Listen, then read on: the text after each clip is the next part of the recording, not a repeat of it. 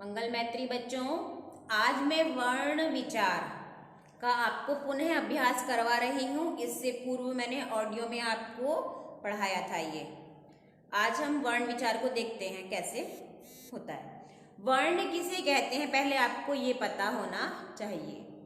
वर्ण यानी किसी भी वाक्य रचना की सर्वप्रथम इकाई वर्ण कहलाती है। वर्ण यानी शब्द अ, आ, ई, उ, क, ख, ग, अ से लेकर क्ष, त्र, ज्ञ तक जो होते हैं ये सब वर्ण होते हैं। फिर इसमें अलग अलग प्रकार के होते हैं ये कि कौन सा किस श्रेणी में जा रहा है, कौन सा किस वर्ग का है, कौन सा ऊष्म है, कौन सा अंतस्थ है। तो सबसे पहले वर्ण किसे कहते हैं? सब वाक्य रचना की या भाषा की सबसे छोटी इकाई वर्ण कहलाती है। वर्ण कितने होते हैं? ये 48 होते हैं, स्वर और व्यंजन मिलाकर। 3 प्रकार के होते हैं, स्वर, व्यंजन और अयोगवाह, जिसमें हमारे पास 13 ये स्वर है। हमारे पास स्वर है, हमारे पास 13 कितने होते हैं? स्वर कितने होते हैं? 13। व्यंजन कितने होते हैं? 33 और 2 अयोगवाह होते हैं। ठीक है, 33, 13 और 2 अयोगवाह। अब हम बताते हैं आपको स्वर। स्वर कौन से होते हैं? जो बिना किसी सहायता के बोले जाएं वो स्वर कहलाते हैं। स्वर 2 प्रकार के होते हैं, ह्रस्व और दीर्घ, जिसे आप छोटा और बड़ा कहते हो। जैसे छोटा अ, बड़ा आ। अब जितने भी स्वर हैं उनको सबको हम डिवाइड करेंगे। ई, बड़ी ई, ठीक है, उ, बड़ा उ। दीर्घ का मतलब बड़ा और ह्रस्व का मतलब छोटा।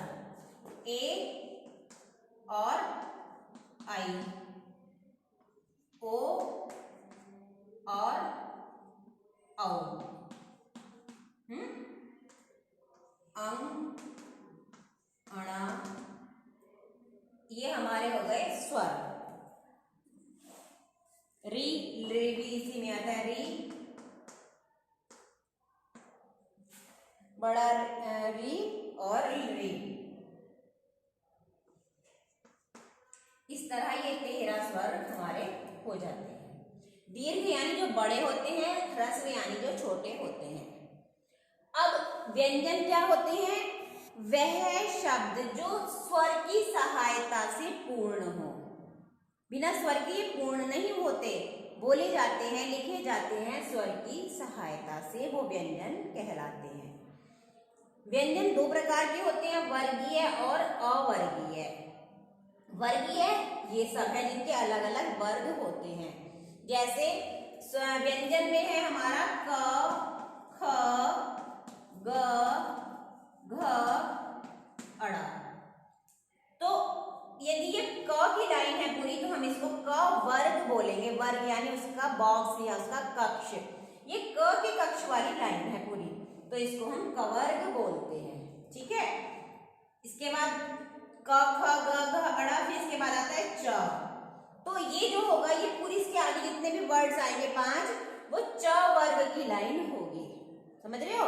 वर्ग से कैसे? यानी जो जिसका है वो उसी का वर्ग में होता है।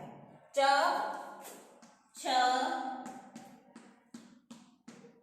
ज, झ, ण, टवर्ग, ट, ठ, ड, ढ, ण।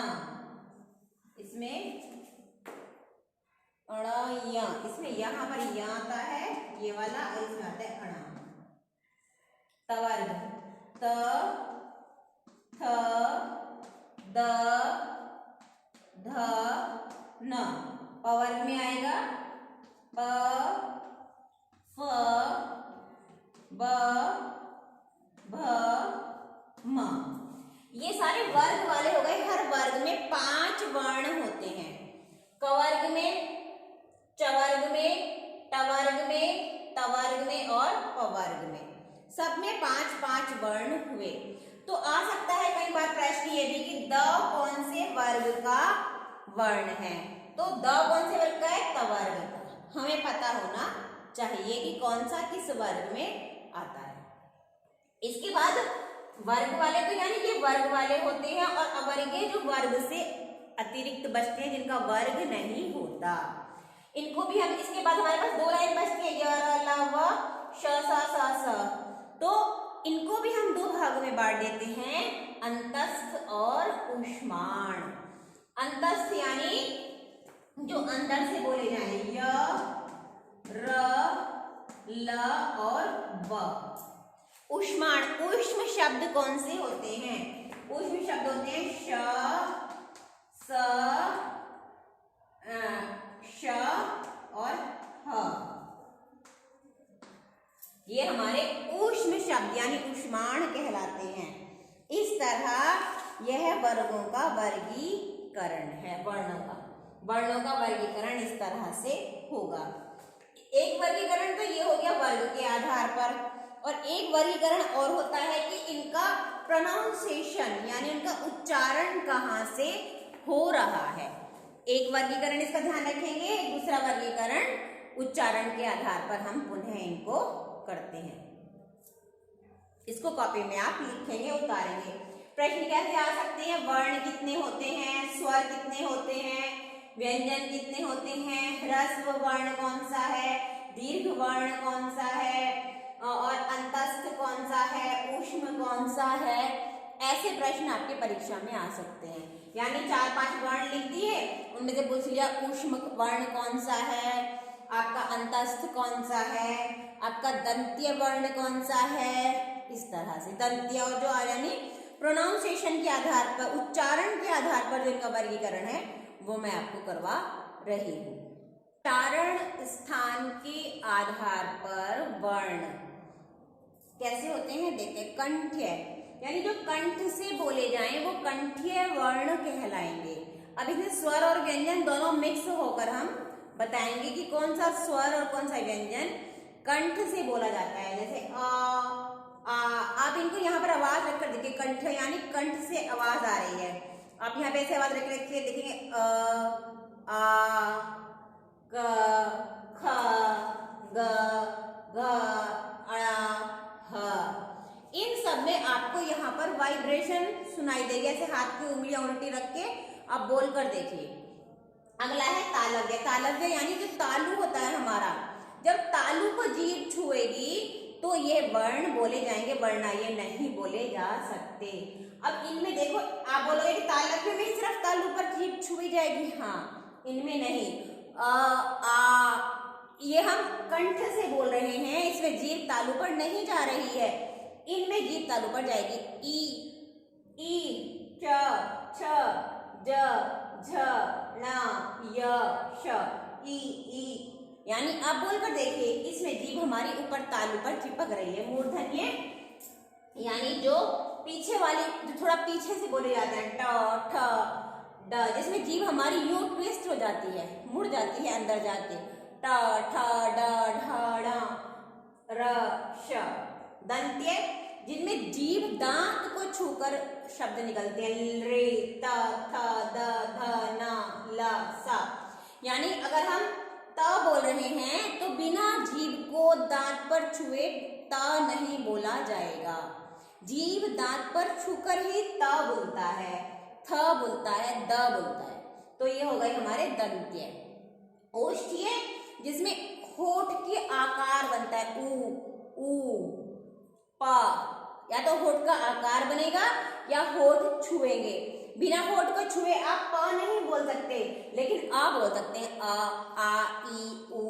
इसमें हमारे होठ को आपस में छुआ नहीं जा रहा है, लेकिन प, फ, ब, भ, म, इनमें अगर हम आपस में अपने होठ को टच नहीं करेंगे तो ये शब्द नहीं बन पाए, वर्ण नहीं बन पाएंगे। नासिक्य जिनकी आवाज हम नाक से निकालते हैं, अगर हम नाक को बंद कर लें तो हम इनको नहीं बोल पाएंगे। ण, य, न, म। आप नाक बंद करके न बोलकर देखिए, नहीं बोला जाएगा, आवाज नहीं आएगी सही तरीके से। तो न वर्ण की जो आवाज आ रही है, म की आवाज, वो हमारी नाक से आ रही है। कंठ तालव्य जिसमें कंठ और गला तालु दोनों का गले और तालु दोनों से आवाज आती है ए और आई। कंठोष्ठ्य जिनमें कंठ यानी गला और होठ दोनों का प्रयोग होता है ए औ और औ।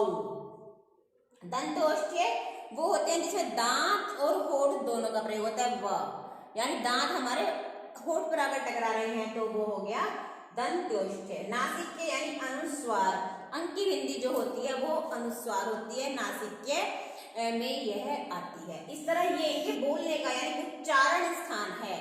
कंठ्य वर्ण कंठ से बोले जाते हैं, तालव्य तालु से, मूर्धन्य जीभ के पीछे के भाग से, दंतीय दांतों से, ओष्ठीय होठ से, नासिक्य नाक से, कंठ तालव्य जो गले और तालु दोनों से, कंठोष्ठ्य जो गले और होठ दोनों से, दंतोष्ठ्य जो दांत और होठ दोनों से, नासिक्य जो नाक से।